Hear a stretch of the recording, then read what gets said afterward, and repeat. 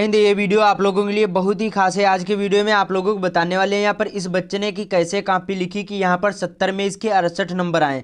देख लीजिए, इसका नाम है अनुराग राज। और इस बच्चे ने कैसे हिंदी की कॉपी लिखी है कि इसमें इसके 70 में यहाँ पर 68 नंबर आए हैं। तो वीडियो को पूरा देखना, सारी चीज़ें बताने वाले हैं।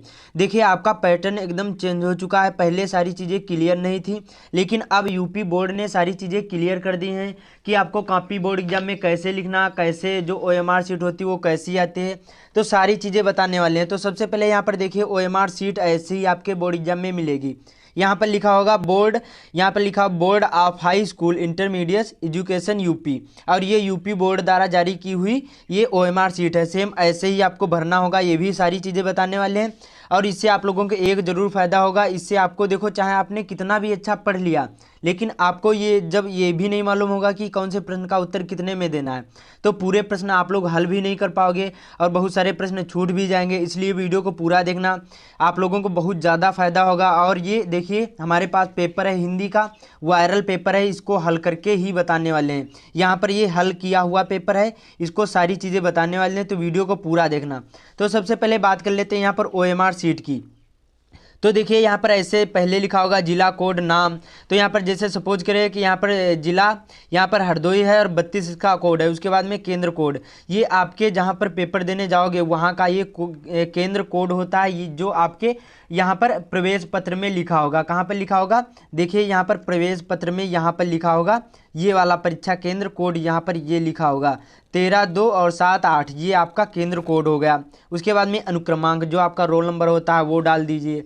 उसके बाद में विषय का कोड और नाम, और यहाँ पर विषय का कोड और नाम क्या होता है, देखिए यहाँ पर सारी चीज़ें बताने वाले हैं। वीडियो को पूरा देखना, ऐसा वीडियो आज तक किसी ने नहीं बनाया होगा। तो प्लीज़ वीडियो को पूरा देखना, तभी आप लोगों को सारी चीज़ें समझ में आएंगी। जो आप लोग यहाँ से छोड़कर चले जाओगे तो कुछ समझ में भी नहीं आएगा। इसलिए वीडियो को पूरा देखना। यहाँ पर ये कोड होता है 822 MX, ये कोड है। तो कैसे भरना है, यहाँ पर हिंदी विषय है और कोड 822 है, सपोज करिए। उसके बाद में यहाँ पर प्रश्न पत्र संख्या, जो यहाँ पर ये लिखी होगी 928, 901, कुछ भी हो सकती है। तो आपको यहाँ पर ये लिख देना है। समझ में आया? उसके बाद में ये आता है, यहाँ पर ध्यान से वीडियो को देखना मैं क्या बता रहा हूँ।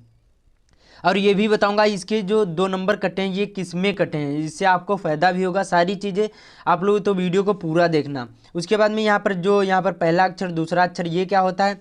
जो यहाँ पर ये होता है पेपर कोड होता है, विषय कोड होता है। इसी के ये 2 अक्षर आपको यहाँ पर लिखना होगा। MX है तो यहाँ पर इसको भर देना है, M ढूंढकर भर देना है यहाँ पर।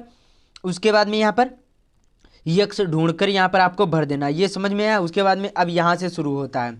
अब देखिए, यहाँ पर आपको एक प्रश्न में एक ही गोला करना है, और इस बच्चे ने सभी गोला कर दिए हैं, लेकिन इसमें 2 आंसर इसमें गलत हैं। पहला वाला गलत है और यहाँ पर 13वां वाला गलत है। इस बच्चे ने क्या किया, इसके दोनों आंसर गलत लिख दिए हैं। तो आपको ये ध्यान रखना है, एक में एक ही गोला करना है।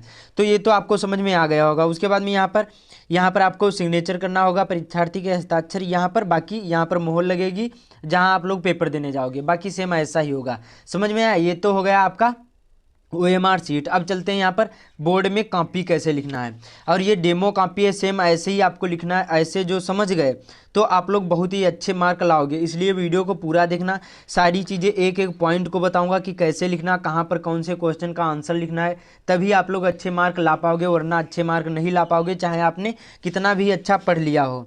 तो वीडियो को पूरा देखना। यहाँ पर देखिए, प्रश्न नंबर 21वां पूछा जाएगा कि खंड खा होगा, वर्णनात्मक प्रश्न होंगे, निम्नलिखित गद्यांश पर आधारित प्रश्नों के उत्तर दीजिए। यहाँ पर 3 क्वेश्चन होंगे। यहाँ पर उपयुक्त गद्यांश का संदर्भ लिखिए। फिर उसके बाद में रेखांकित अंश की व्याख्या कीजिए। कुसंग और संगत, अच्छी संगत के में क्या अंतर, ये बताना होगा। 3 क्वेश्चन होंगे, आपको आंसर देना होगा, और 2 अथवा करके पैराग्राफ आएंगे, उनमें से आपको एक ही करना है। सारी चीज़ें बताने वाले, निबंध, जीवन परिचय, सारी चीज़ें। तो वीडियो को पूरा देखना, तभी समझ में आएगा। तो समझ में आ रहा? वीडियो को ध्यान से देखना, स्किप भी मत करना, और यही आखिरी मौका है, तो इसको मत गंवाना। तो यहाँ पर देखिए कैसे लिखा इस बच्चे ने। तो आपको क्या करना है, खंड खा डाल देना। उसके बाद में प्रश्नोत्तर नंबर 21 था तो ऐसे डाल देना। उसके बाद में जो आप कर रहे हैं पैसे, चाहे ये वाला पैराग्राफ कर रहे हैं ये वाला लिखो, और ये वाला कर रहे हैं तो ये वाला, क्योंकि अथवा करके 2 पूछे जाते हैं। तो ध्यान से वीडियो को देखना।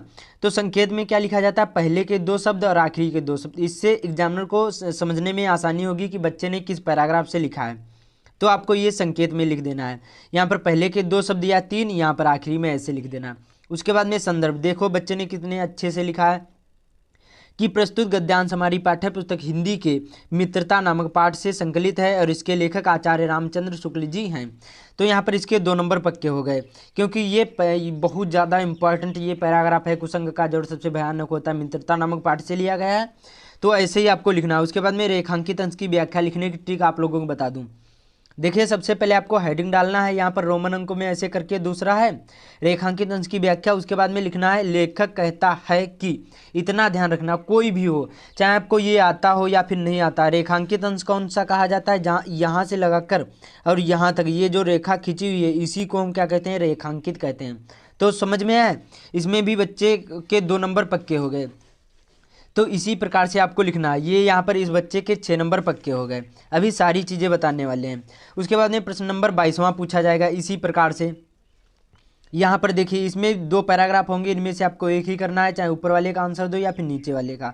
तो बच्चे ने नीचे वाले का आंसर दिया है, अधर धरत कर कहे परत ओठ ढीठ पटज्योति और हरित बांस की बांसुरी इंद्रधनुष रंग होती। तो यहाँ पर इस बच्चे ने लिखा है, तो संकेत उसी तरह से जिस प्रकार गद्यांश में उसी प्रकार पद्यांश में भी आपको सारी चीज़ें लिखना है। केवल यहाँ पर गद्यांश की जगह पर पद्यांश, बाकी सेम सारी चीज़ें ऐसे लिखना। 2 नंबर इसके मिल गए। रेखांकित अंश की व्याख्या आप करने को आएगा, इसमें ये 2 नंबर मिल गए। उसके बाद में पूछा जाएगा आखिरी में उपयुक्त पंक्तियों में कौन सा अलंकार है, 2 नंबर ये मिल गए। तो 6 नंबर ये हो गए, 6 6 12 हो गए। समझ में आ रहा है, वीडियो को पूरा देखना। उसके बाद में 23वां प्रश्न होगा, और इसमें क्या होगा, इसमें होगा अधोलिखित संस्कृत गद्य खंड के का संदर्भ सहित हिंदी में अनुवाद कीजिए। 2 यहाँ पर होंगे, इनमें से आपको एक ही करना है जो आपको मालूम हो। तो यहाँ पर ऐसा नगरी भारतीय संस्कृते है संस्कृत भाषायाश्च केंद्र स्थलम अस्ति। तो इस बच्चे ने इसका लिखा है, तो कैसे लिखना है देखो। सबसे पहले उसी प्रकार से संकेत डालना है इसमें भी, क्योंकि 2 अथवा करके आते हैं। और इससे देखो संकेत डालने से ये फायदा होगा कि एग्जामिनर को समझ में आएगा कि बच्चे ने किस पैराग्राफ से लिखा है। तो आपको संकेत जरूर ही डाल देना है इस तरह से जो क्वेश्चन आपके आए बोर्ड एग्जाम में।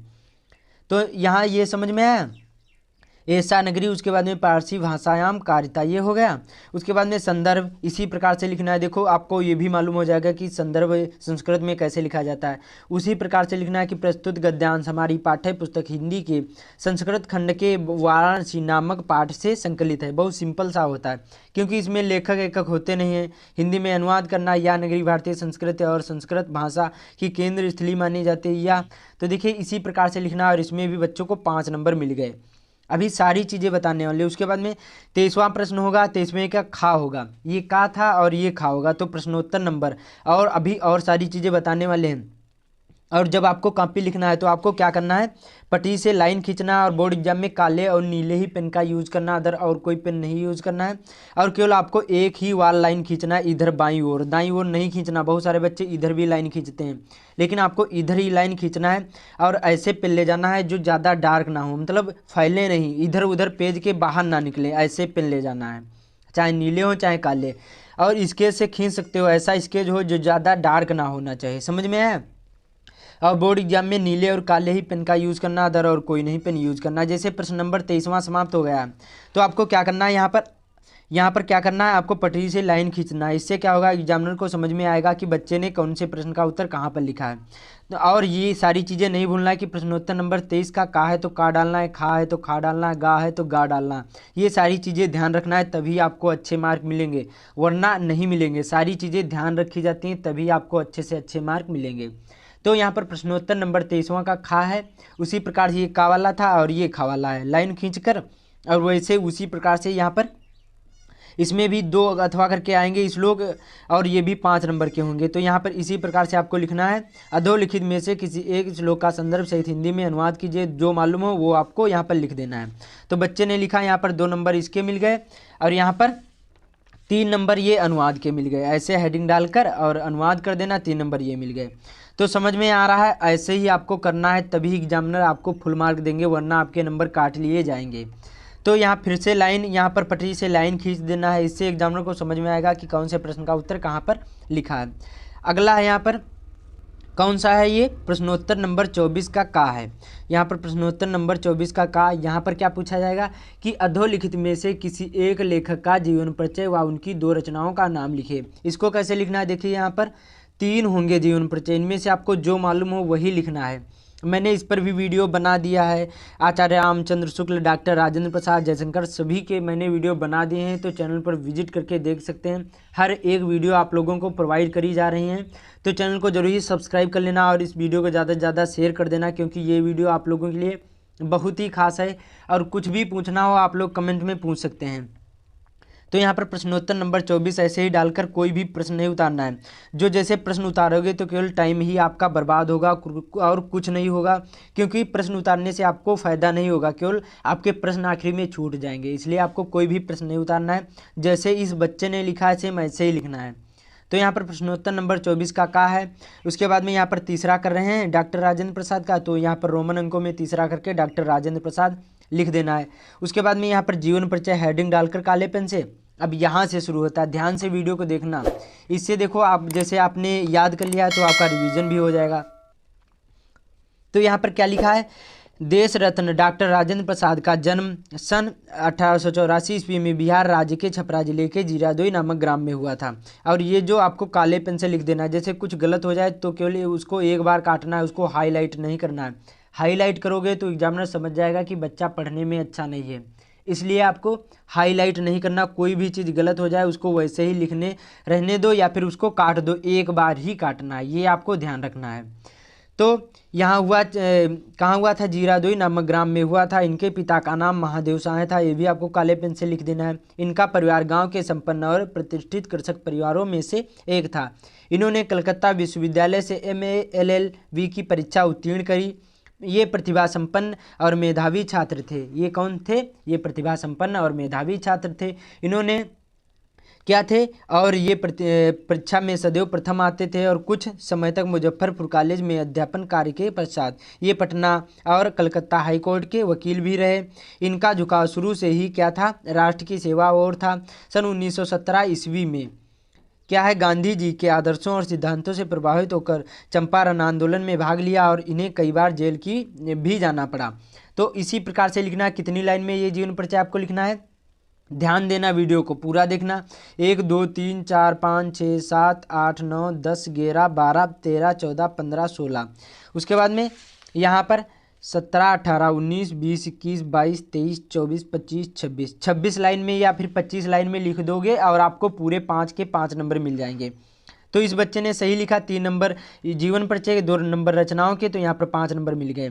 सभा के राष्ट्रपति चुने गए, सादा जीवन उच्च विचार इनके जीवन का पूर्ण आदर्श था। और इनकी जो ये प्रथम राष्ट्रपति भी थे, जो डॉक्टर राजेंद्र प्रसाद थे, ये प्रथम राष्ट्रपति भी भारत के थे। और 1962 ईस्वी में इनको भारत रत्न से सम्मानित भी किया गया था। और इनकी मृत्यु 28 फरवरी 1963 ईस्वी को हो गई। अब बाकी इनकी रचनाएं ऐसे लिख देना है। फिर से यहाँ पर प्रश्न समाप्त हो जाए, फिर से यहाँ पर लाइन खींच देना है पटरी से। अगला प्रश्न फिर से ऐसे करना है। प्रश्नोत्तर नंबर 24वें का खा है था, तो इसको भी इसी प्रकार से लिख देना है। इसमें कैसे लिखना है, देखो यहाँ पर ये प्रश्न पूछा जाएगा और ये वायरल पेपर है, इसी प्रकार से आपके बोर्ड एग्जाम में पेपर भी आएगा। तो अभी वीडियो को पूरा देखना, अभी और सारी चीज़ें बताने वाले हैं, निबंध कैसे लिखना, सारी चीज़ें, और खंड काव्य। तो इसमें भी पूछा गया निम्नलिखित में से किसी एक कवि का जीवन परिचय व उनकी 2 कृतियों के नाम लिखिए। 3 होंगे, इनमें से आपको जो अच्छा लगे वो आपको कर देना, जीवन परिचय लिखना है। तो इस बच्चे ने किसका लिखा है, बिहारी लाल जी का लिखा है। तो ये दूसरा था, तो रोमन अंकों में दूसरा करके काले पेन से लिखना है। उसके बाद में फिर से यहाँ पर हेडिंग यहाँ पर जीवन परिचय की, बाकी ऐसे बिहारी लाल जी का जन्म सन 1603 ईस्वी में लगभग ग्वालियर, यहाँ पर ग्वालियर के निकट बसुआ गोविंदपुर गांव में हुआ था। इनके पिता का नाम केशव राय था। इन्हें मथुरा का चौबे ब्राह्मण माना जाता था। इनके विद्वानों ने इनको आचार्य केशवदास का भी पुत्र स्वीकार किया है। इन्होंने स्वामी नरहर दास के संस्कृत प्राकृत आदि का गहन अध्ययन किया। इसी प्रकार से लिख देना, 3 नंबर इसमें आपको मिल जाएंगे जीवन परिचय में। और इसको भी उतनी ही लाइन में लिखना है, 24 या 25 लाइन में फुल मार्क मिलेंगे। और 2 नंबर रचनाओं के ऐसे ही हेडिंग डालकर आपको लिख देना है। बिहारी लाल की एकमात्र ही रचना है बिहारी सतसई, जिसमें 723 दोहे हैं, बस ऐसे ही लिख देना है। प्रश्न समाप्त हो जाए, फिर से पटरी से लाइन खींच देना है। उसके बाद में यहाँ पर प्रश्न नंबर 24वां पूछा जाएगा, ये भी ध्यान से देखना वीडियो को। यहाँ पर पूछा जाएगा कि अपनी पाठ्यपुस्तक से कंठस्थ किया हुआ कोई एक श्लोक लिखे जो इस प्रश्न पत्र में ना आया हो। इसलिए आपको कम से कम 4 या फिर 3 श्लोक जरूरी याद कर लेना है, क्योंकि 2 तो आपके बोर्ड एग्जाम में यहाँ पर पूछे जाएंगे, और 2 जो यहाँ पर पूछे जाएंगे वो आपको नहीं लिखना। वो जो लिखे होगे तो आपको नंबर ये नहीं मिलेंगे। तो आपको ये भी ध्यान देना है। तो आपको दूसरा ही लिखना है, तीसरा लिखना है जो आपको याद हो। तो इस बच्चे ने अच्छे से लिखा है। और पाई मात्राओं का विशेष ध्यान देना है हिंदी में। जो पाई मात्राएं गलत हो गई तो आपको नंबर भी नहीं मिलेंगे और काट दिए जाएंगे। तो पाई मात्राओं पर विशेष ध्यान देना है। श्लोक हेडिंग डालकर यहाँ पर लिख देना सर्वे भवन्तु सुखिनः सर्वे सन्तु निरामया सर्वे भद्राणि पश्यन्तु मा कश्चित् दुःखभाग् भवेत्। और आप लोग कमेंट में बताना कि आपके कितने श्लोक तैयार हैं। फिर से यहाँ पर लाइन खींच देना है यहाँ पर पटरी से। फिर से यहाँ पर प्रश्नोत्तर नंबर 26 है। कोई भी प्रश्न नहीं उतारना, ये आपको ध्यान रखना है।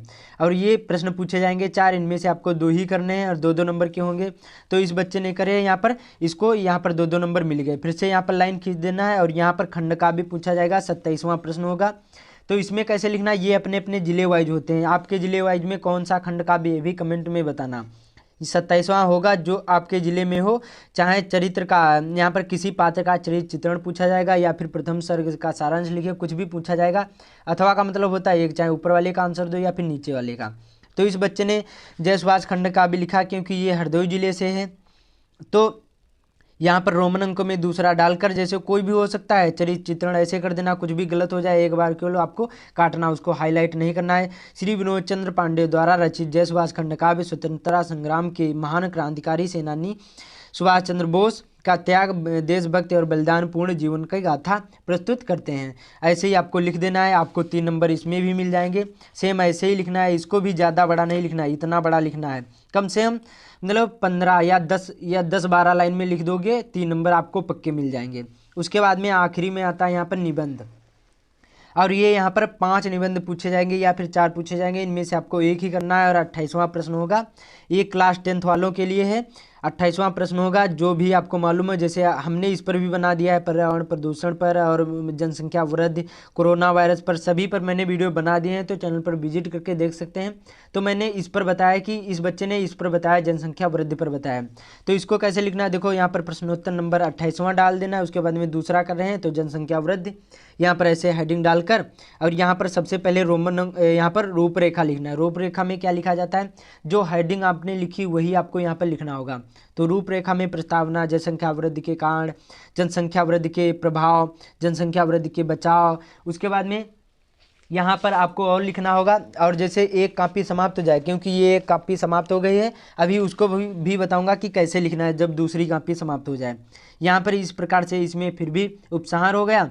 फिर प्रस्तावना, पहली हेडिंग डालकर, देखो 3 मेन पॉइंट होते हैं निबंध के। पहला होता है प्रस्तावना और मेन बॉडी। मेन बॉडी में क्या लिखा जाता है, जैसे वृद्धि के कारण, प्रभाव, ये सारी चीज़ें बचाव लिखे जाते हैं। और आखिरी में लिखा जाता है उपसंहार। तो ये 3 चीज़ें जो आप समझ गए तो निबंध लिख पाओगे। तो ऐसे ही लिखना है, मतलब 1.5 पेज में लगभग में आपको लिखना है, क्योंकि 150 शब्द सीमा होते हैं। तो आपको 9 नंबर मिल जाएंगे। इस बच्चे ने अच्छे से लिखा है। और अच्छी राइटिंग पर विशेष ध्यान देना। जो आपकी अच्छी राइटिंग नहीं है तो राइटिंग जरूर बना लीजिए। राइटिंग पर विशेष ध्यान देना, तभी आपको एग्जामिनर फुल मार्क देंगे। तो यहाँ पर देखिए ये 9 नंबर इसको मिल गए हैं। इसकी अच्छी राइटिंग थी तो इसके केवल OMR शीट में 2 ही नंबर कटे हैं, उसमें कुछ गलत कर दिया गया होगा। तो ऐसे ही लिखना, 1.5 पेज या फिर 1.5 पेज, 1 पेज और 5-6 लाइन में लिख देना है। आपको फुल मार्क मिलेंगे, एक भी नंबर नहीं कटेगा। तो ऐसे ही लिखना है। और जैसे एक पेज, जैसे एक कॉपी भर जाए तो आपको क्या करना है, यहाँ पर जो फर्स्ट पेज होगा यहाँ पर इसके ऊपर लिख देना A और प्लस, उसके बाद में B। ये आपको गलतियाँ नहीं करना, इसको अच्छे से यहाँ पर लिख देना है। और इसके आखिरी में जब यहाँ पर समाप्त हो जाए तो यहाँ पर भी आपको क्या कर देना, आखिरी पेज में यहाँ पर भी A+B कर देना है। और अच्छे से आपको कॉपी बांध देना है। इसमें दोनों कॉपी धागा मिलेगा, अच्छे से बांध देना है। और फर्स्ट पेज में कहीं पर भी आपको काटा पीटी नहीं करना है। जो फर्स्ट पेज अच्छे से नहीं लिखोगे तो एग्जामिनर सोचेगा कि बच्चा पढ़ने में अच्छा नहीं, इसलिए आपको फर्स्ट पेज में कहीं पर भी काटा पीटी नहीं करना, ना ही आपको कोई गलत उत्तर लिखना है। जितना अच्छा लिखोगे उतने ही अच्छे मार्क मिलेंगे। कुछ जैसे गलत भी हो जाएगा, जो अच्छा लिखा है तभी आपको एग्जामिनर आपको फुल मार्क दे देगा। तो ये सारी चीज़ें ध्यान रखना है। उम्मीद करता हूँ आप लोगों को सारी चीज़ें समझ में आ गई होंगी। तो इस वीडियो को ज़्यादा से ज़्यादा शेयर कर देना। ऐसे ही आपको लिखना है जैसे जैसे मैंने बताया है, तभी आपको फुल मार्क मिलेंगे। और जो चैनल पर नया है, चैनल को जरूर सब्सक्राइब कर लेना। कुछ भी पूछना हो आप लोग कमेंट में ज़रूर पूछ सकते हैं। और इस वीडियो को ज़्यादा से ज़्यादा शेयर जरूर कर देना, बहुत ही इंपॉर्टेंट ये वीडियो है। मिलते हैं अगले वीडियो।